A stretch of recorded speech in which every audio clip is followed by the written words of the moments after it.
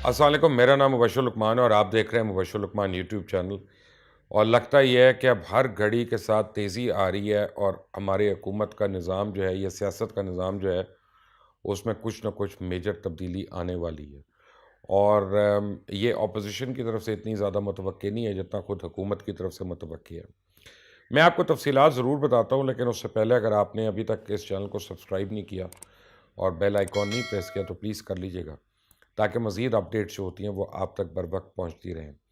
इमरान खान इस वक़्त बहुत परेशान है, जो मैंने आपको कल बताया था, बहुत शदीद कर्ब में है, परेशानी में है और अपने इर्द-गिर्द हर एक को अब वो शक की निगाह से देखते हैं, किसी को ट्रस्ट नहीं करते। और बल्कि अभी जब उनको चंद एक लोग मिले थे, हमारी मीडिया के ही, तो चंद सवालों के जवाब में इमरान खान ने बरमला कहा कि ये आप बाजवा साहब से पूछें जाके, ये आप पिंडी से बात करें, मुझसे ना करें।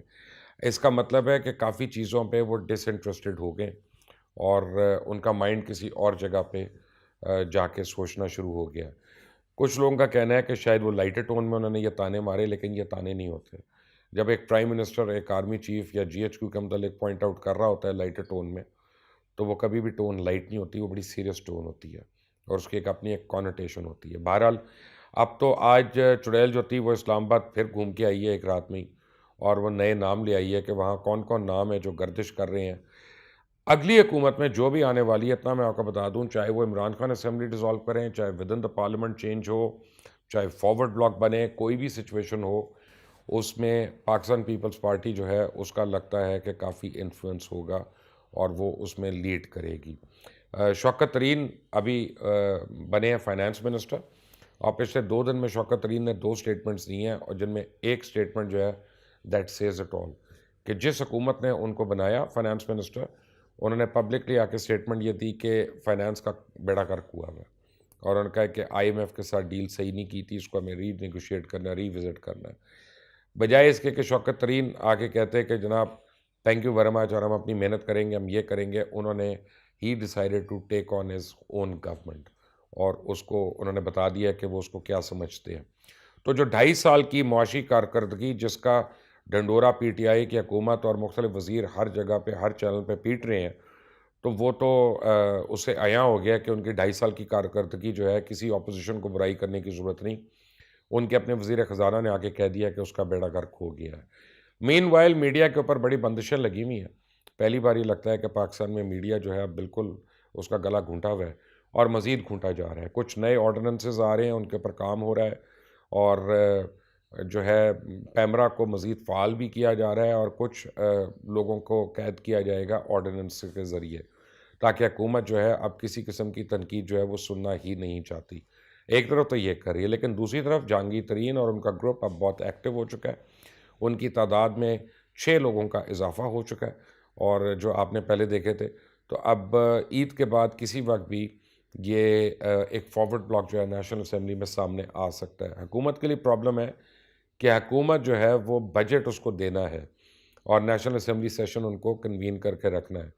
लेकिन लगता है कि प्राइम मिनिस्टर को कहीं से मशवरे अब ये मिल रहे हैं कि बजट को ऐसी की तैसी आने वाले को भुगतना दें, आप जो है निकलें यहाँ से। काफ़ी लोगों का ख्याल है कि अगर इमरान खान ने खुद असेंबली डिसॉल्व की, तो जो सपोज़िटली बाजवा साहब की, जनरल बाजवा की मैं बात कर रहा हूँ, उनकी जो मीटिंग थी एंकर्स के साथ, लीडिंग एंकर्स के साथ, उसको वो एक प्रेमाइस बनाएँगे और कहेंगे कि इस वजह से मैं छोड़ रहा हूँ और वो सारे का सारा मलबा जो है, वो एस्टेब्लिशमेंट की तरफ डालेंगे। और कहने वालों का तो ये भी कहना है कि इमरान खान एक दफ़ा जब हुकूमत में नहीं होंगे, तो फिर आप लोग नवाज़ शरीफ के शिकवे शिकायत भूल जाएँगे जो खान साहब ने करने हैं और ख़ास तौर पे जो इन्होंने इंग्लैंड में बैठ के करने हैं, क्योंकि पाकिस्तान में तो वो अभी नहीं रह सकते प्राइम मिनिस्टर हाउस के बाहर, क्योंकि उनके इर्द-गिर्द अपने सताए हुए लोग उनके बहुत ज़्यादा हो गए हैं। बहरहाल ये काफ़ी खबरें आ रही हैं, कौन से 3 लोग हैं कि जिनके नाम आ रहे हैं? अगर तो पाकिस्तान तहरीक-ए-इंसाफ किसी को नॉमिनेट करती है और इमरान खान साहब चाहते हैं कि वो 6 महीने अपनी पार्टी की असर-ए-नौ तश्कील करें और ताकि अर्ली इलेक्शंस में लेके जाते हैं, तो उनकी पार्टी हुकूमत में भी रहती है और फिर वो तश्कील भी कर लेते हैं अपनी पार्टी को ग्रास रूट लेवल पे। तो कौन-सी ऐसी शख्सियत है? तो वो फिर असद उमर का नाम आता है, क्योंकि इस वक़्त असद उमर जो है वो सबसे ट्रस्टेड उनके राइट हैंड हैं। Shah Mahmood Qureshi is not that trusted, Jahangir Tareen is not there, बाकी कोई इस काबिल नहीं है। खान साहब की नज़रों में कि वो क़यादत कर सके। पाकिस्तान पीपल्स पार्टी जो है वो इमीडिएटली बिलावल को नहीं फील्ड करेगी। 1.5 साल की हुकूमत में पाकिस्तान पीपल्स पार्टी कभी भी गलती नहीं करेगी कि एक खान पार्लियामेंट में बिलावल को दे दे प्राइम मिनिस्टर बना के, और वो प्रूव ना कर सके तो उनका सारी उम्र का जो सियासी करियर है वो एकदम से जो है उसको ज़ख् लग सकती है। तो ऐसी सूरत में राजा परवेज़ अशरफ जो हैं वो एक काबिल कबूल कैंडिडेट हैं, जिनको पीपल्स पार्टी जो है उनके हल्के वो प्रमोट कर रहे हैं कि राजा परवेज़ अशरफ दोबारा से वज़ीर-ए-आज़म बन सकते हैं पाकिस्तान के। लेकिन इन नामों में एक बड़ी सरप्राइज़ एंट्री हुई है। आपको भी हैरानी होगी, मुझे भी हैरानी है। लेकिन इन नामों में एक नाम जो है वो मियाँ शहबाज शरीफ का आया है कि मियाँ शहबाज शरीफ के ऊपर फ़ॉरेन क़ुव्वतें जो हैं, ख़ास तौर पे चाइनीज़ जो हैं, वो बहुत कीन है कि मियाँ शहबाज शरीफ जो हैं वो अरबाब इख्तियार में आएँ और उनके पास कोई कंट्रोल हो, क्योंकि उनके ख़्याल में पाकिस्तान में सी पैक को डिलीवर करने की कैपेसिटी जो है कम लोगों में है।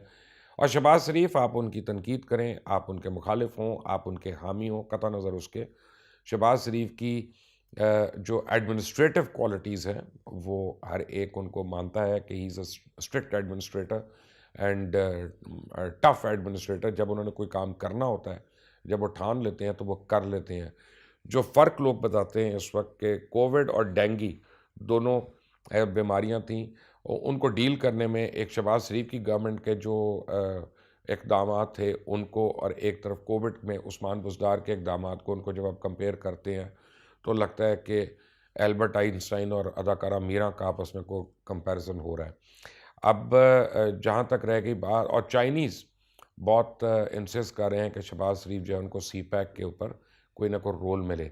सी पैक के रोल से मुझे पता चला कि JUIF ने बड़ी तैयारी कर ली है ईद के बाद से हिट करने की, और आज उस तैयारी का पहला दिन है और उसमें सेनेट के अंदर एक प्रिविलेज मोशन पेश होने वाला है आज शाम को। जब तक ये वीडियो आप देख रहे होंगे तब तक हो जाएगा, और वो आसिम सलीम बाजवा साहब की अपॉइंटमेंट के ऊपर है एज चेयरमैन सी पैक, कि जब सी पैक अथॉरिटी ही नहीं है तो चेयरमैन सी पैक जो है वो कैसे आ सकता है वहाँ पे।